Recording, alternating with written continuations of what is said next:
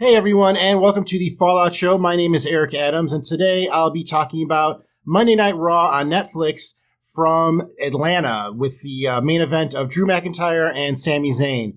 With this episode of Raw being in between Saturday night's main event last Saturday and Royal Rumble this weekend, it was kind of expected that it would, not be so crazy as the PLE this weekend and the pseudo PLE last weekend. So it wasn't as action-packed as the Raws have been so far on Netflix, but I thought it was still okay. I would like to see a little more in-ring work, but we had some crazy bumps in the ring, and we had some injuries too that I'm going to talk about, and some other revelations. So a lot of things actually came from this night of Raw, and it was pretty good by the end of it. So the first thing that happened was we had an intro promo from Seth Rollins. Seth Rollins lost, of course, to Drew McIntyre, and it was kind of, interesting to see where he's going to go from that. He's obviously going to be in the Royal Rumble this Saturday. I doubt very much that he's going to win it. I think with him being kind of at odds with Drew McIntyre and Sami Zayn and all these other people, I think they're kind of setting up the Elimination Chamber match with him before Royal Rumble. A lot of people don't realize that Elimination Chamber is between Royal Rumble and WrestleMania. So that's what I mean. So not before Royal Rumble, before WrestleMania. So I think that they're just setting up Seth Rollins and Drew McIntyre and Sami Zayn to be in the Elimination Chamber match in, I guess it'll be early March. I think that's when it happens. But so I don't think this is necessarily setting Seth Rollins up or Drew McIntyre up to win the Royal Rumble, but it was an interesting promo between them. I like them as foes, and to have Seth Rollins, kind of come out and do his thing and then be interrupted by Gunther, where we have had Seth Rollins interrupting Gunther a lot. And then Logan Paul comes out, and man, that guy has real heat. I mean, you talk about like Dominic Mysterio and how he can't talk on the mic, and the New Day, they can't talk on the mic. It was impossible for Logan Paul to say anything. There is a guy with real heat on him. And I don't know what they're going to do with him either. I really would be surprised if Logan Paul starts going for the World Heavyweight Championship right off the bat. I more see him going for the IC title or the US title. I guess if he's on Raw now, it's the IC title. I don't know that he's a good matchup against Bronson Reed, who is injured right now and who's one of the many WWE stars that are injured right now. So I don't know what they're going to do with Logan Paul. I don't see him being a part of the main event. Maybe he'll be the the sixth man in the Elimination Chamber. But I don't know. I don't know what they're going to do with Logan Paul, but I don't see him winning the Rumble, and I don't really see him going for the title. But, all in all, like I said, it was an interesting promo. I think the most interesting thing was how much heat Logan Paul has on him. I didn't realize people hated him that much. But going back, I mean, Logan Paul has done some weird stuff in his life, so I guess it depends on how long your memory is and how much you hate Logan Paul. One thing I did think of that would be interesting is that if they had Gunther and Logan Paul face off, like who would be the heel? It would be heel versus heel, and I think people would actually be cheering for Gunther rather than, obviously Logan Paul. So that was kind of the most interesting thing for me out of that promo. But we'll see what happens. But like I said, I think it's more setting up Elimination Chamber more than anything else. Right after that, we saw Sami Zayn and CM Punk kind of get into it again. That kind of goes back into I think they're setting up, all the pieces for Elimination Chamber. And I think CM Punk, Sami Zayn, Seth Rollins, and Drew McIntyre will all be involved somehow. And like I said, maybe Logan Paul will be the last one in there. Who knows? Do you think that they're teasing a heel turn for Sami Zayn? They started it last week, and they definitely did more of it in the main event and afterwards, and I'll talk about that later on, but I do think that they are turning Sami Zayn heel. So next we had what turned out to be a really interesting match between the War Raiders and Judgment Day for the World Tag Team Champions. So I guess Finn Balor is hurt. I don't think anybody has officially announced that yet, but he released a picture of himself in the doctor's office with, like a sad face on. So Finn Balor is hurt, and that's why he hasn't been appearing on Raw since he lost to Damian Priest. It looks as though with him being absent, that the Judgment Day tag team is going to be Dominic Mysterio and JD McDonough, who are great workers. So that works for me. I just think that they've gone against the War Raiders quite a few times now. So I'd like to see them move on, or the War Raiders move on to other people. But it doesn't look like we're going to have a tag team title match during the Royal Rumble, so they did it on Raw. This was a good match, but the real thing that everybody's talking about is the bump that JD McDonough took. He did, I don't know if it was a sunset flip or something off the ring onto the floor, and his head just rocked real hard on the desk, the announcer's desk. We found out afterwards from JD McDonough that now he is also hurt. And so literally Carlito and Dominic Mysterio might be the Judgment Day now. But JD McDonough has, I think, 2 busted ribs and a punctured lung. So he's going to be out for a while after this match. But man, JD McDonough probably picked up quite a few fans because he finished the match out. I think he even did a moonsault after his injury. So to have like a couple busted ribs and to pull off a moonsault that, if I remember correctly, looked pretty good, that's nuts, man. That guy can work. So I think that he probably picked up quite a few fans, even though, Judgment Day lost the match and he's going to be on the shelf for a little bit with his buddy Finn Balor. So yeah, it looks like going forward, we might have Dominic Mysterio and Carlito as the Judgment Day. So I wouldn't expect a lot of wins out of that team, but again, a scary moment for JD McDonough. Glad to see that he's okay. And I'll be interested to see if he gets a push when he gets back, because the fans really gave him a pop for, coming back off that injury. And I'm sure now everybody finding out how injured he really was and to continue the match, that's crazy. Hats off to JD McDonough, and I'm very excited to see what they'll have for him in the future. Then we had a match between Rey Mysterio and Xavier Woods. The New Day continue to be pretty good as heels. Having their families come out to the ring is pretty funny. This week it was Xavier Woods' family coming out and having shirts that said New Day sucks and turning their backs to him and stuff. I thought it was pretty funny. I like the New Day a lot, and I love Rey Mysterio. I can't believe he's still doing it at his level. It was a good match between them, but I have to say I was probably more, I don't know if I want to say impressed, maybe Xavier Woods just reminded me of how good he is in the ring, because I don't think we see Xavier Woods in the ring as much as we used to, and he is really good in the ring. He looks great. He's got a big repertoire of moves that he can do. Him and Rey Mysterio, I thought, put on a really good match. And of course, Rey picked up the win in the end. Also, we found out during the match that Zelina Vega is switching from Raw to SmackDown, so she will no longer be a part of the LWO. A lot of people are saying that she is going to be managing Andrade when she arrives in SmackDown. Andrade, I don't think, has been on TV for a little bit, so maybe they'll repackage him with Zelina Vega. I think that one of the reasons they're moving Zelina Vega is that Raw is, not only did they gain Bayley and Nia Jax, but I also think they're gaining Roxanne Perez. I think that she's going to lose her title in NXT and then move to Raw. And I think they're also going to gain Jordynne Grace. It was released just yesterday that Jordynne Grace has officially signed on with the WWE. I expect her to be at the Royal Rumble this weekend. Of course, she had her WWE debut in the Royal Rumble last year. She also had a few matches in NXT, so people are kind of wondering where Jordynne Grace is going to be. I do not think that she's going to be in NXT. I don't think that that's a good place for her. She's been the TNA champion for years, so that has to mean something. I think that going with the TNA vibes, I think that they should kind of treat her as AJ Styles, when AJ Styles jumped over from TNA to the WWE, and he kind of was already in the mix of at least mid-card matches, if not main event matches. And I think that they should do the same thing with Jordynne Grace and put her in Raw, because for one thing, WWE NXT is stacked right now. They just got Julia and what's her name? Zarya, I think is her name, and Stephanie Vacour. So they have a lot of new faces in NXT, especially on the women's roster. And I feel like Jordynne Grace would just kind of get like lost in the shuffle.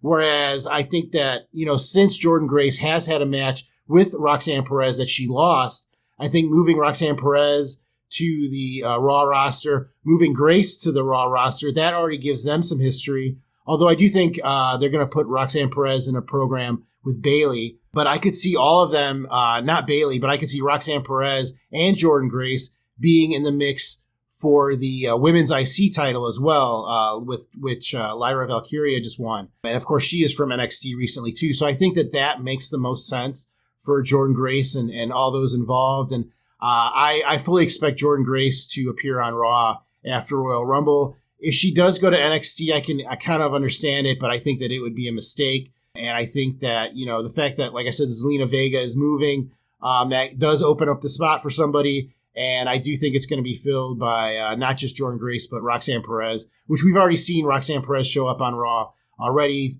starting her little thing with Bayley.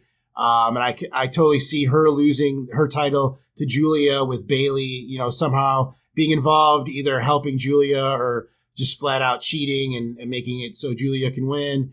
And then, her and Roxanne Perez kind of starting a program on Raw. So that's kind of where I see the women's division going. Let me know, what do you think of those ideas? Do you think that you could see all those things happening in Raw, or do you think I'm wrong and Jordynne Grace is going to start in NXT? Let me know in the comments.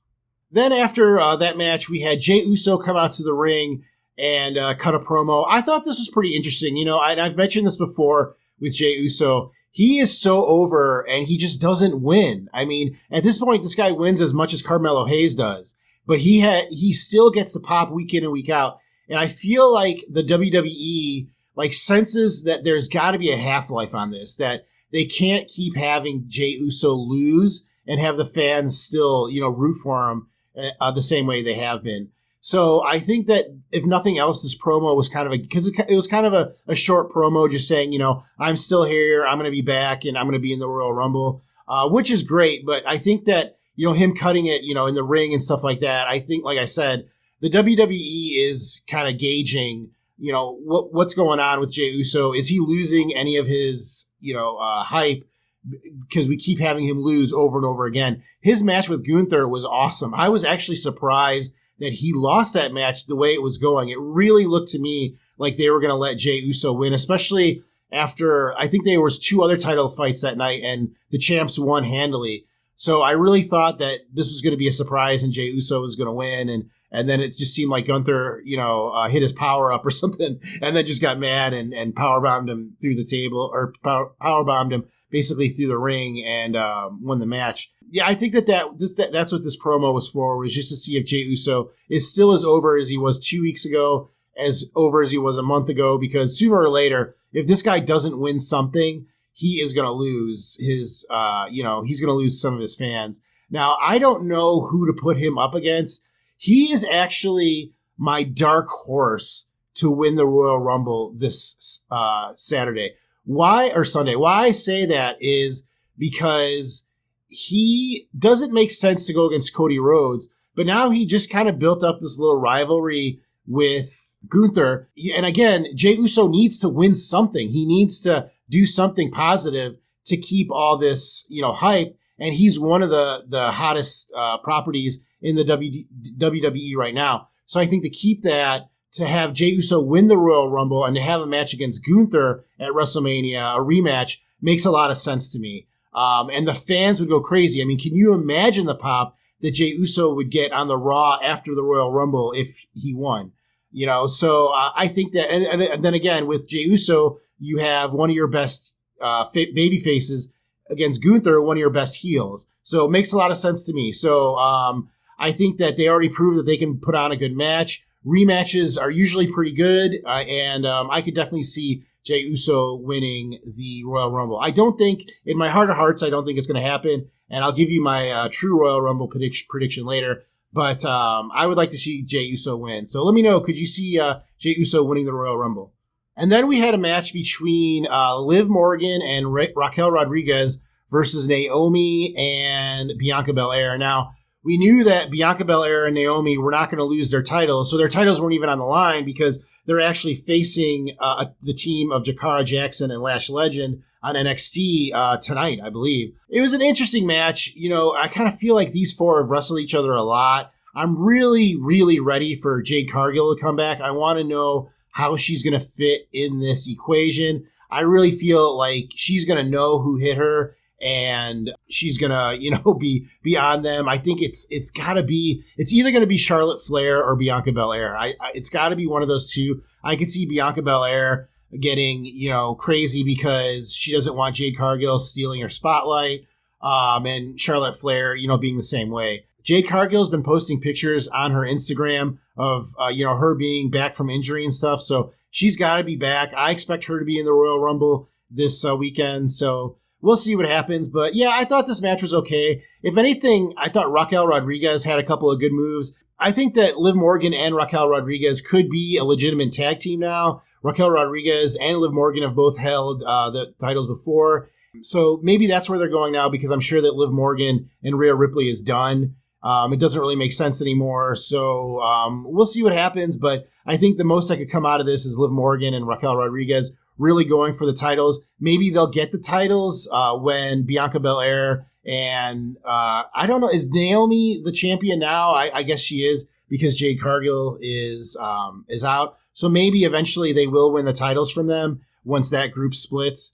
But all in all, kind of a meh match for me. I didn't. It just seemed very familiar. Like it seemed like it was a match that I had watched before. Maybe it's just because like all these wrestlers have fought each other recently in different iterations and stuff.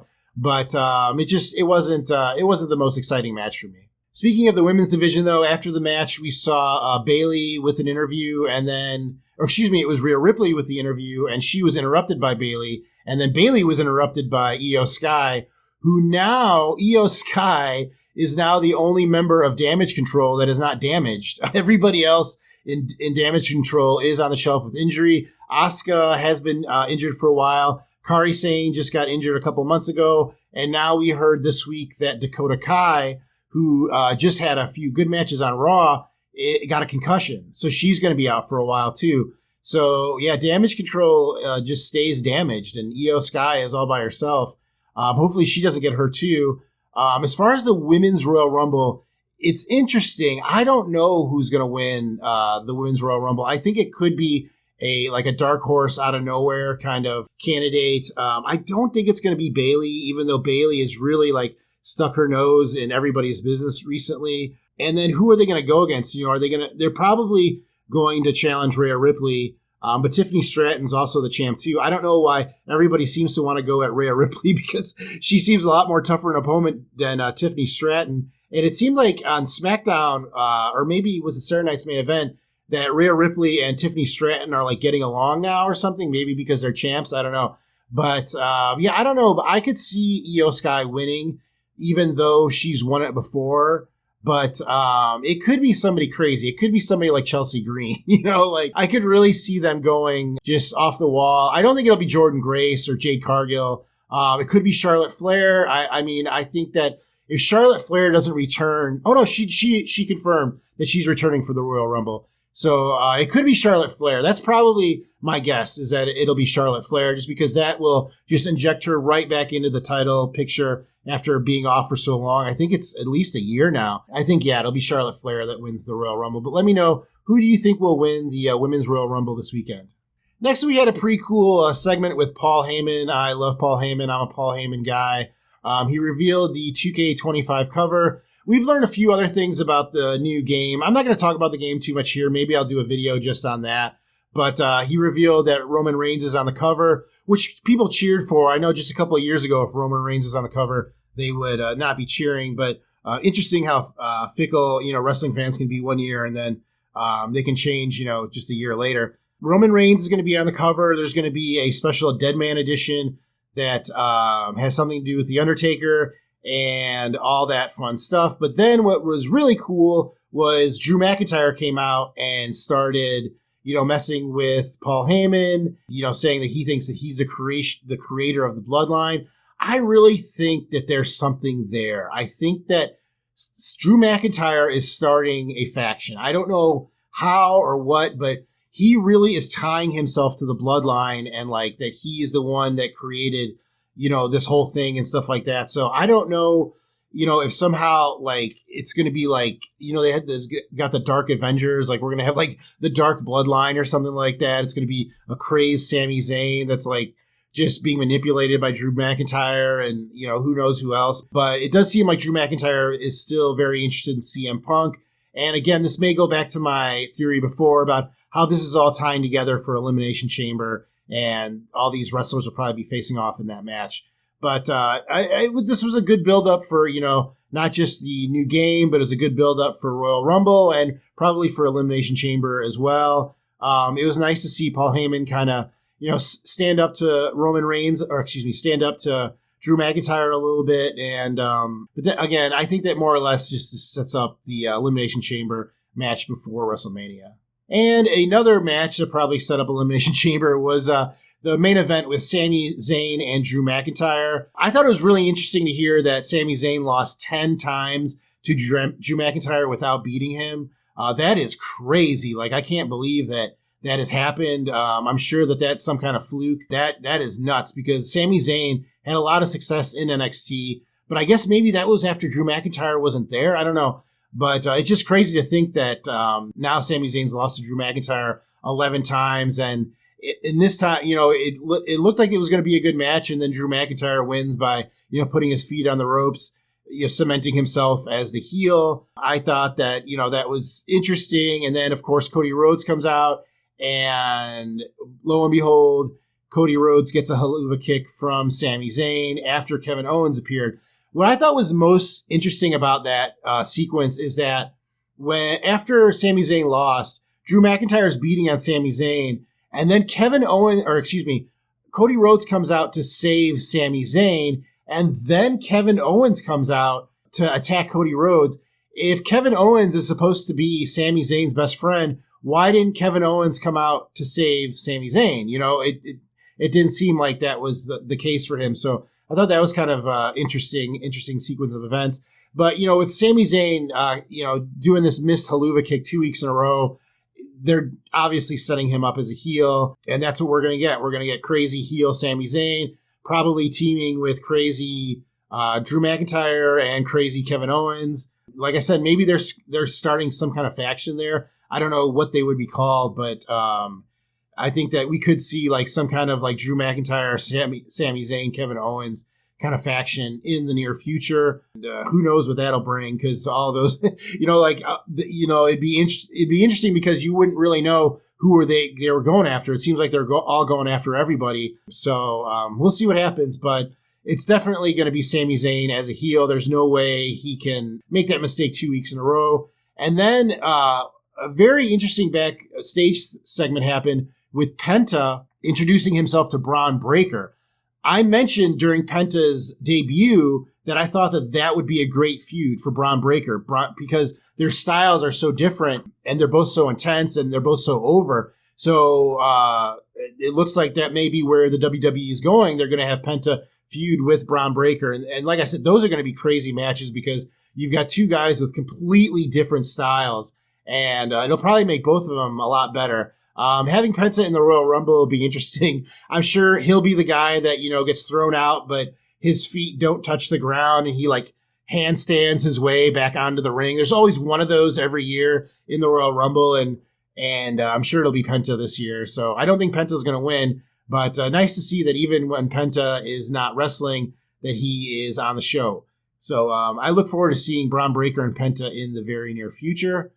And then instead of ending the show on a match, they ended the show on a promo, which I thought was very odd. I think that it kind of set the tone in a way for the whole episode because it was kind of disjointed. I understand why this had to happen after the match. The fact that like Cody Rhodes just got knocked out and then he has to jump back up and do a promo with a totally different wrestler. Like maybe we're overusing Cody Rhodes a little much, like maybe it seemed really odd that, Cody Rhodes just picked himself up off the mat and now he's in something with CM Punk. So we get this CM Punk and Cody Rhodes face off. And what I took from this is that CM Punk is going to win the Royal Rumble. I really think that that's all this was setting up the WrestleMania match between CM Punk and Cody Rhodes and to see, how the fans reacted to this promo, whatever you want to call it. And I think that that's all that this was setting that up. And I think they did a really good job, Cody Rhodes and CM Punk two of the guys that cut the best promos in the business. And they proved it in this one because, I love, Cody Rhodes calling him Chick Magnet. A lot of people don't know that that's originally what the CM in CM Punk stood for. Later on, I think CM Punk tried to say stood for Chicago Made Punk, but it didn't when CM Punk started. I think CM Punk was in a tag team, and it was one of those like All the Girls Love Us tag teams, and his name was Chick Magnet Punk. And they shortened it to CM Punk, but that's what it comes from. And I think it's okay for Cody Rhodes to say that because Cody Rhodes was Stardust. So I mean, like he's not living in a glass house. Like he's done embarrassing stuff in his career too. So I thought that you don't usually you always see CM Punk bring up like old stuff and stuff from other promotions on other wrestlers. You don't always see other wrestlers doing it to him. So I thought that was cool to see him to get some of his own medicine. I think that that's a good match. It probably should have happened already. But of course, CM Punk got that injury in the Royal Rumble last year. And now, we'll probably get it in the WrestleMania this year. Again, I'd like to see Jey Uso win it and see Jey Uso go against Gunther because really, you don't need CM Punk to win the Royal Rumble to get him a match with Cody Rhodes. And maybe that's what this promo was also working towards, that, even if CM Punk doesn't win it, this could still be the match at WrestleMania, Cody Rhodes and CM Punk for the title, and then Jey Uso win the Rumble, and Jey Uso get a rematch with Gunther for his title. That makes a lot of sense to me. If that doesn't happen, I think that this was a sign that CM Punk is going to win the Royal Rumble and face off with Cody Rhodes. Either way, it's Cody Rhodes, CM Punk at WrestleMania. Let me know in the comments what you think about that, but that's pretty much all I took from that promo, but it was a really good promo. I don't think that CM Punk can cut a bad promo. Everybody was talking about his promo with saying that he was going to throw Hulk Hogan out of the ring. I do not think that Hulk Hogan is going to show up at the Royal Rumble. I'm just saying that right now. There was a report that he was supposed to appear at Saturday Night's Main Event and was pulled. I don't know if that's true or not, because Saturday Night's Main Event seemed pretty packed. I didn't see any fillers on Saturday Night's Main Event, but I do not expect Hulk Hogan in this year's Royal Rumble. But overall, I thought it was a pretty good episode of Raw. Like I said, a little bit of a letdown from the last few because you can't just keep your foot on the pedal the whole time. You're going to get injuries, and the WWE is already crazy full of injuries. We talked about, JD McDonough getting injured, and we find out Dakota Kai is also injured and on the shelf. The WWE's got to watch itself with these shows and how crazy they're going. But all in all, I think that the stars of the show, probably JD McDonough, coming back from that injury and finishing that match. And like I said, he did more than one move, but I know he did a moonsault. And to be that hurt and to do that, my goodness. So I think JD McDonough probably came out as the biggest star. But a lot of Royal Rumble indications, a lot of setting up for that, and a lot of setting up for Elimination Chamber and WrestleMania. But let me know in the comments what you thought of this episode and if you have any thoughts about wrestling going forward. Thank you very much for joining me today. Again, my name is Eric Adams. This is The Fallout Show, and I will see you next time. Thanks, guys. Take care.